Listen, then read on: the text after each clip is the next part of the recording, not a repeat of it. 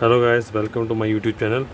तो गाइस आज एक हमारे पास लिनोवो का लैपटॉप है, जिसमें ये गाइस लैपटॉप है लिनोवो आईडी पैड 320।